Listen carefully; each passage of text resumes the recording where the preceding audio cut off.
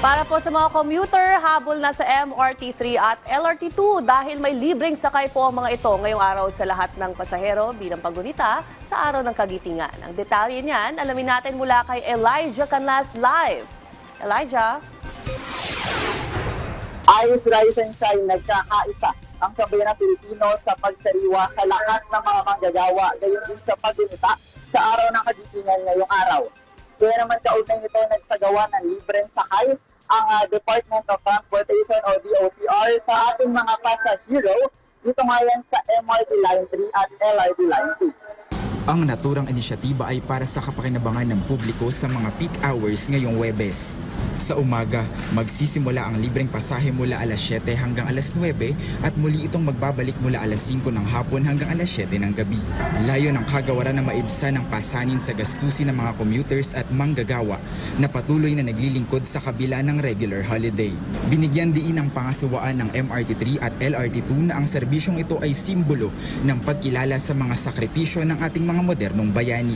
Agad na naramdaman ng mga pangkaraniwang commuters ang ginhawang hatid ng libreng serbisyong ito sa kanilang bulsa.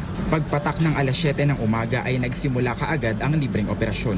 Bilang pagpapalawig naman sa pagkilala sa mga veterano, binigyang diin ng Light Rail Transit Authority o LRTA na magpapatuloy ang libreng sakay sa mga veteranong bayani sa buong linggo ng Philippine Veterans Week.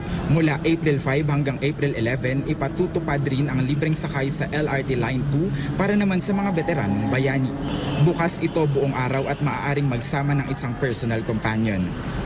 Kinakailangan lamang magpakita ng valid ID mula sa Philippine Veterans Affairs Office o PVAO sa mga security personnel ng estasyon.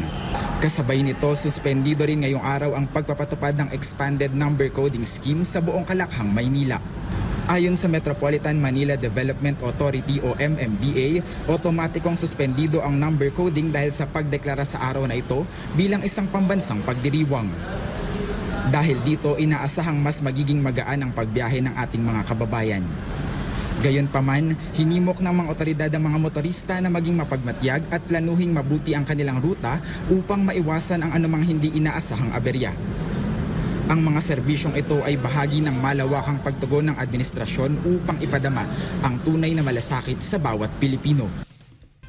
Sa kasalukuyan, nakita natin na unti-unti nang pumipila yung ating mga pasahero upang sulitin na yung libreng sakay ng ating pamahalaan.